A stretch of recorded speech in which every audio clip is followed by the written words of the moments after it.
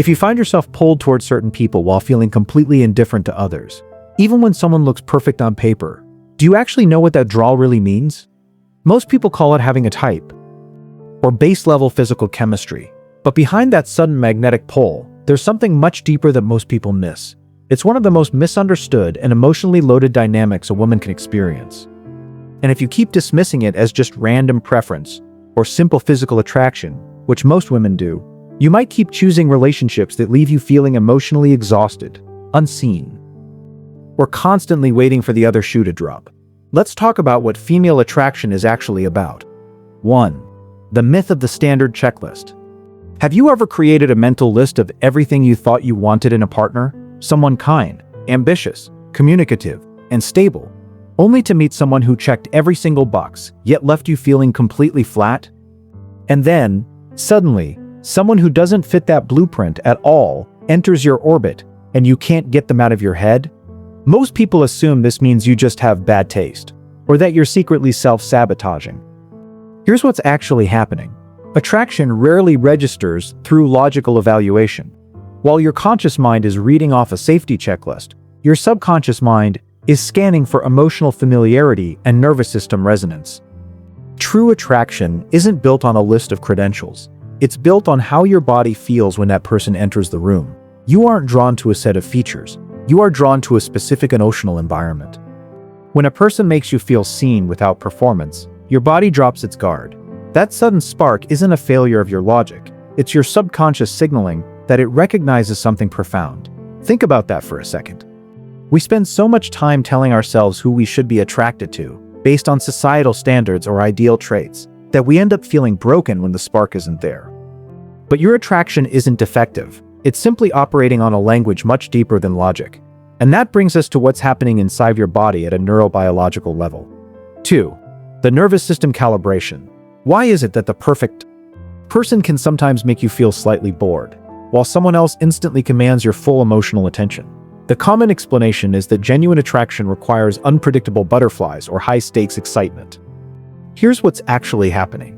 Psychological research into attachment patterns and autonomic nervous system regulation reveals that what we often call butterflies isn't actually romantic magic. It's a mild fight-or-flight response. When a study evaluated physiological arousal during initial romantic encounters, researchers found that high anxiety sparks often reflect perceived unpredictability or a threat to security, rather than long-term compatibility. True, sustainable attraction happens when your nervous system experiences a rare combination: psychological safety paired with genuine emotional curiosity. When you meet someone who doesn't trigger your implicit anxieties, your body doesn't need to stay on high alert. That feeling of ease isn't boredom, it's peace.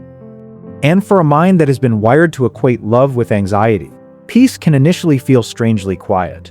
When you understand this, you stop chasing the anxious adrenaline rush and start recognizing true depth. 3. Emotional attunement over external accomplishment. Have you ever watched someone speak passionately, notice a tiny detail about your day, or pause to really listen to you, and felt an immediate shift in how you viewed them? Society tells us that attraction is driven primarily by external markers: status, height, success, or confidence. Here's what's actually happening. Women are profoundly attracted to emotional attunement, the ability of another person to perceive, interpret, and respond to unspoken emotional cues. It's the difference between someone listening to respond and someone listening to understand. When a person demonstrates that they can hold space for your true thoughts without trying to fix, judge, or minimize them, your brain releases oxytocin, the bonding hormone. It signals to your deepest self that this person is a safe harbor. A handsome face might catch your eye for a second, but emotional attunement makes a person magnetic. This wasn't just born in you by accident. It was taught to you through every experience of being misunderstood in your past. You crave attunement because your inner world is vast, and living in a world where you constantly have to translate yourself is exhausting. If this reframing is helping you understand your own heart a little better today, take a quick moment to subscribe and hit the notification bell. It helps this channel grow and allows us to keep creating these deep dive psychological guides for you. Now, let's look at where this deep need for emotional safety actually originates. 4. The mirroring of unspoken wounds. Do you ever wonder why you feel an intense, almost magnetic empathy towards certain types of people, while remaining indifferent to others? We often dismiss this as just having a big heart, or being an empath. Here's what's actually happening. The girl you once were, the one who had to navigate unexpressed emotions, adapt to keep the peace, or hide her true feelings to feel safe, is still very much alive inside you. When you encounter someone whose subtle behavioral cues mirror the emotional environment you grew up in, your subconscious instantly recognizes the terrain. Attraction is frequently an invitation from your inner self to rewrite a historical script.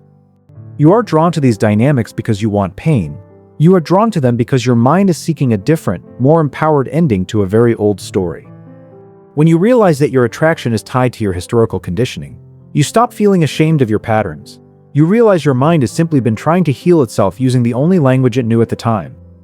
5. The power of selective presence. Have you noticed that you don't offer your deepest attraction or genuine vulnerability to just anyone?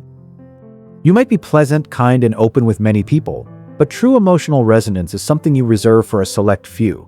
The world often labels this as being picky, intimidating, or having walls up. Here's what's actually happening. Your selectivity isn't a flaw, it's an advanced evolutionary filter. You aren't closing yourself off, you are honoring your emotional bandwidth.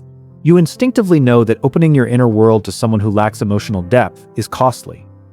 When you withhold deep emotional investment until someone proves they can match your depth, your intuition is working for you, not against you. You don't struggle to connect, you simply refuse to connect shallowly. Think about that for a second. You aren't hard to please, you simply require emotional authenticity to feel engaged, and that is a profound form of self-protection. 6. Micro-behaviors of unconscious confidence.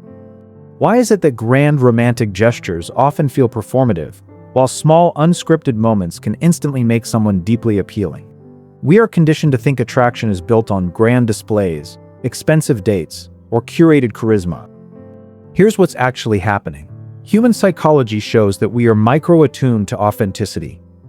We read small, unscripted behaviors, how someone treats a server, how they handle a minor inconvenience, whether their eye contact remains steady when they admit they don't know an answer, or how grounded they stay when you share a vulnerable truth. These micro-behaviors signal emotional regulation and self-possession. A person who doesn't need to perform or inflate themselves creates an immediate sense of grounded reality. When someone is comfortable in their own skin, it gives your nervous system permission to drop its own defenses. That relief, the total absence of performative pressure, is deeply, profoundly attractive. 7. The courage of deep emotional safety. What truly seals a deep, enduring attraction? Is it shared interests, physical beauty, or endless witty banter? While those elements play a role, the ultimate anchor of deep female attraction is emotional safety paired with reciprocal growth. When you find a dynamic where you do not have to shrink to fit, where your emotional depth is viewed as an asset rather than too much, and where your boundaries are met with respect rather than resistance, attraction transforms from a temporary spark into a steady, powerful force. Real attraction isn't about finding someone who fixes you, or finding someone you have to rescue. It's about meeting someone in whose presence you can fully, unreservedly exist. If you've spent years believing your standards were too high, your feelings were too complicated, or your attraction was unpredictable, give yourself permission to put that burden down today. Your heart isn't confusing, it's wise. It knows the difference between a superficial distraction and a genuine home for your spirit.